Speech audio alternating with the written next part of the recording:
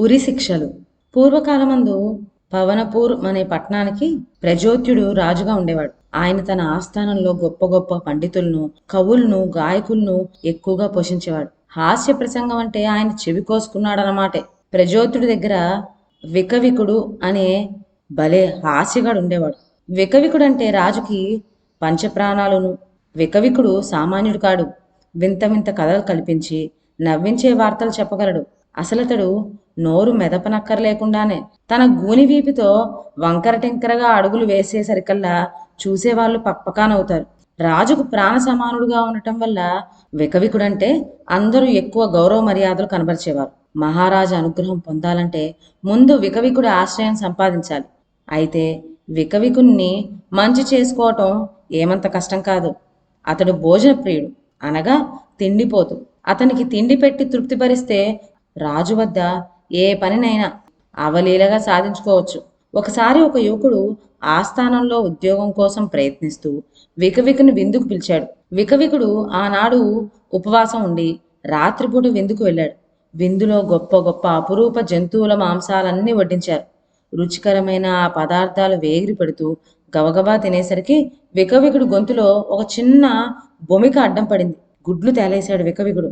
అది చూచి ఆ యువకుడు హడలిపోయాడు. అందులోనూ కేవలం రాజువారికి ప్రాణ సమానుడైన వికవికుడికి ఇలాంటి ప్రమాదం జరిగిందంటే ఇంకేముంది, పేకి ఎగిరిపోతుందని భయం పట్టుకున్నది. వెంటనే యువకుడు వికవికుణ్ణి తీసుకొని దగ్గరనే ఉన్న ఒక వైద్యుడి ఇంటికి వెళ్ళాడు. తలుపులు మూసి ఉన్నాయి. ఇది బాగానే ఉన్నదనుకొని వికవికుణ్ణి ఆ మూసి ఉన్న తలుపులకు ఆనించి నిలబెట్టి భీష్గ్రాజా, భీష్గ్రాజా, ప్రాణాల మీదకు వచ్చింది అంటూ కేకలు పెట్టాడు. కేకలు విన్న వైద్యుడు లోపల నుంచి ఆత్రంగా బయటికి వచ్చి తలుపు తీశాడు. తలుపు తీసేటప్పటికి యువకుడు అక్కడి నుంచి తప్పుకున్నాడు. వైద్యుడు తలుపు తెరవటంలో తలుపుకి ఆనించి ఉన్న వికవికుడు ధడాలన లోపలికి పడిపోయాడు. వైద్యుడి గుండెలు గుబేలుమన్నాయి. తన అజాగ్రత్త వలనే తలుపు పక్కన నించున్న రోగి పడిపోయాడు అనుకున్నాడు. చూడగా శ్వాస ఆడటం లేదు.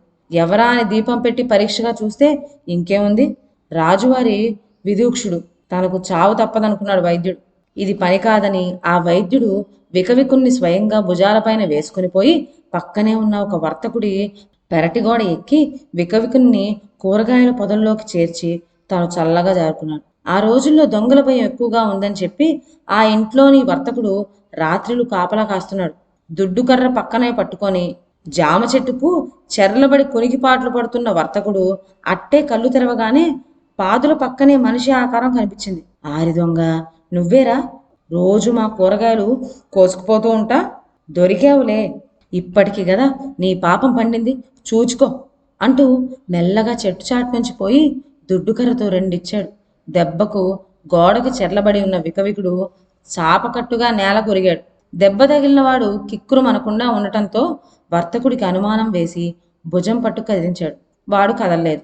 దీపం తెచ్చి ముఖం చూచాడు. ఫలానా వాడని తెలిసిపోయింది. తన కర్ర దెబ్బ వల్ల వికవికుడు స్మృతి తప్పి ఉంటాడని వర్తకుడు హడిలిపోయాడు. కొంచెం నిదానంగా ఆలోచించిన మీదట ఆ వర్తకుడు వికవికుడి శరీరాన్ని భుజం మీద వేసుకుపోయి ఎదుటింటి ద్వారబంధానికి నిలబెట్టి తాను మెల్లగా తప్పుకున్నాడు. ఆ ఇంటి యజమాని పొరుగురు నుంచి తెల్లవారుజామున ఇంటికి తిరిగి వస్తూ గుమ్మం దగ్గర మనిషిని చూచి దొంగ అనుకున్నాడు. మెడ పట్టుకొని వికవికుణ్ణి ఒక్క విసురు విసిరాడు. ఆ సమయాన గస్తీ తిరుగుతున్న రాజభట్లు అటువైపు వచ్చారు. ఆ మసక చీకట్లో దూరాన ఎవల్లో ఇద్దరు కలియబడి అందులో ఒకడు పడిపోయినట్లు వాళ్ళకు కనిపించింది. వాళ్ళు గబగబా వచ్చి పడిపోయి ఉన్న అతను నిలబెట్టారు. ఎవరా అని చూడగా వికవికుడు. వెంటనే ఆ ఇంటి యజమానిని బంధించారు వాళ్ళు. తెల్లవారింది. హంతకుడని చెప్పి ఆ ఇంటి యజమాని రాజు ఎదుటి పెట్టారు. రాజు విచారించి హంతకుడికి ఉరిశిక్ష విధించాడు. 4 దారులు కలిసే స్థలంలో ఉరికంబం అమర్చబడింది. ఈ దురంతం చేసినవాడెవడై ఉంటాడా అని తెలుసుకునే ఆత్రంతో ఊరిలో అశేష జనం విరగబడ్డారు. తీరా నేరస్తుని ఉరికంబం ఎక్కించేసరికి యువకుడు ఆదరాబాదరా పరిగెత్తుకుంటూ వచ్చి, మహారాజా, నేరస్తుని నేను, ఈ వికవికుడి చావుకి కారణం నేనే అంటూ తన విందును గురించి అంతా చెప్పాడు. సరే, ఆ ఇంటి యజమాన్ని వదిలి ఈ యువకుణ్ణి ఉరికంబం ఎక్కించమన్నాడు ప్రభు. అంతలోనే వైద్యుడి గుండెలు అవిసేలాగా పరిగెత్తుకొచ్చి సంగతంతా చెప్పి తానే నేరస్తుణ్ణి అన్నాడు.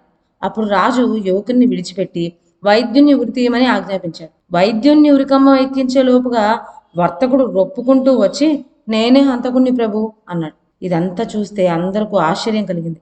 వెంటనే మంత్రి ఆస్థాన వైద్యుణ్ణి పిలిపించి వికవికుని పరీక్షించమన్నాడు. చూడగా నాడి ఆడుతూనే ఉంది. వెంటనే వికవికుణ్ణి శస్త్రశాలకు తీసుకొని పోయారు. అక్కడ పరీక్షించి గొంతులో బొమిక ముక్కను బయటికి లాగేసేసరికి వికవికుడు అమ్మయ్యా అనుకుంటూ లేచి చక్క కూర్చున్నాడు. యువకుడు, వైద్యుడు, వర్తకుడు, ఇంటి యజమాని అందరూ నిర్దోషులుగా వదిలేయబడ్డారు.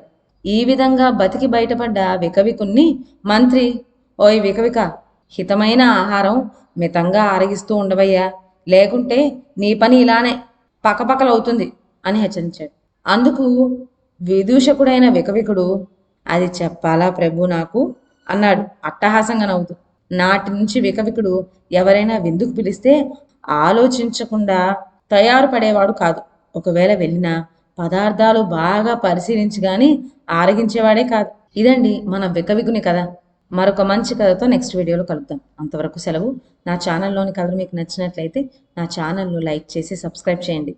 షేర్ చేయడం మర్చిపోవద్దు. కొత్త కథల నోటిఫికేషన్ కోసం బెల్ ఐకాన్ ప్రెస్ చేయండి. Thank you.